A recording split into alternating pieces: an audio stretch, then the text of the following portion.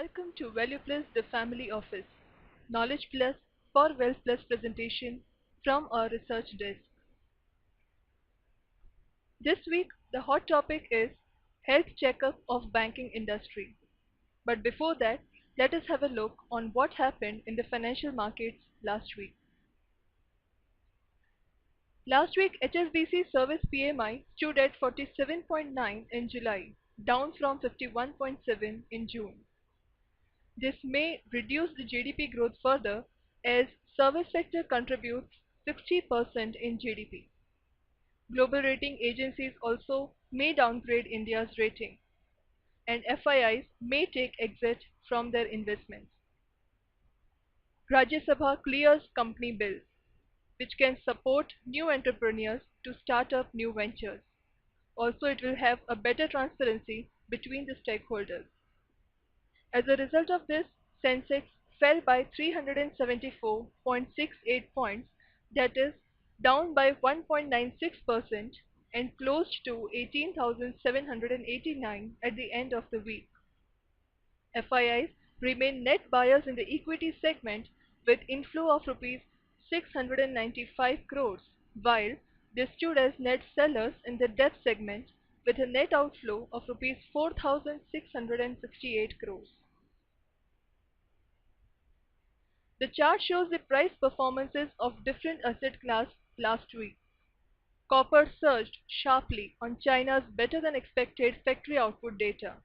It surged by 3.85%, whereas on the other hand, Sensex was the major loser with a downfall of 1.96%. Next week, the financial markets will be eyeing on June IIP, that is Index of Industrial Production Data, which is to be released on August 12, 2013. Also July WPI, that is Wholesale Price Index, which is to be released on 14th August 2013. Finance Ministry is expected to announce a major package as a part of effort to curtail the widening of CAD, that is current account deficit, long-term external commercial borrowings, and foreign capital flow management. Now we come to the hot topic, that is health checkup of banking industry.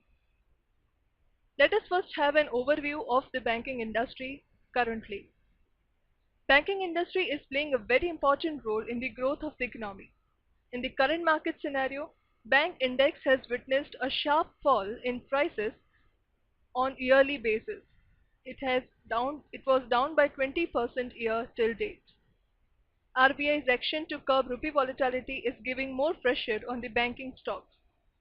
So the question finally arises that will banking industry perform well in the future, or can individual companies will perform as it performed in the past?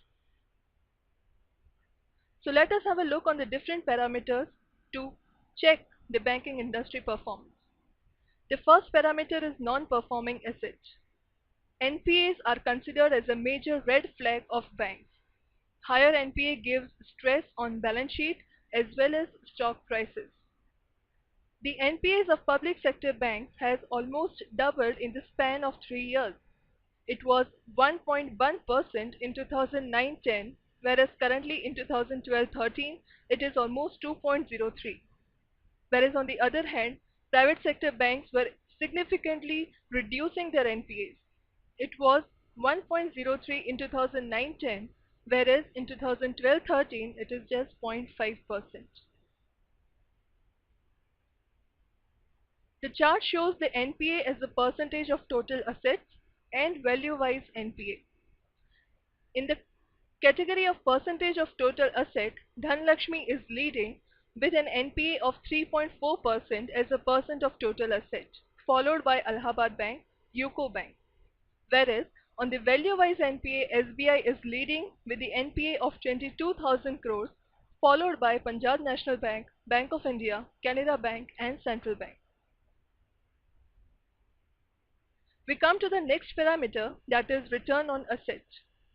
Return on asset is a key parameter to evaluate relative performance of banks. High ratio indicates better revenue, which leads to better profitability. The return on banks of public sector banks has reduced over the span of 3 years. It was 0.97% in 2009-10, whereas in 2012-13 it is 0.73.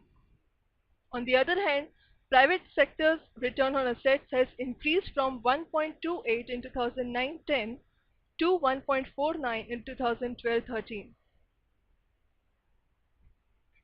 The chart shows the return ratios of top 5 banks. Private banks are able to generate higher return compared to PSUs. Kotak Mahindra is leading with a return ratio of around 1.81%, followed by ICICI Bank, Axis Bank, J&K Bank and IndusInd Bank. J&K Bank is the only bank among the top 5 to have a good return ratio. The next parameter is business per employee. Public sector banks in this case is generating better revenue per employee as compared to private banks. The business per employee in public sector bank was around 8.64 crores in 2009-10 and it has been increased to 11.51 in 11-12. Whereas in the private sector bank, the business per employee was 7.97 in 2009-10, which has increased to 9.99 in 2011-12, which is still slightly lower than the PSUs. So we can conclude that Indian banking industry is facing headwinds due to slowdown in the economy and concerns of NPA. Out of India's total population, 37% of population comes under unbanked category. That means people are not having bank accounts. So there is a huge potential for banking industry. In current market scenario, we believe that many quality banking stocks are available at a very attractive valuations, giving good opportunity to invest. Thank you. Please share your valuable feedback on our email ID info@valueplusinv.com. Thank you once again.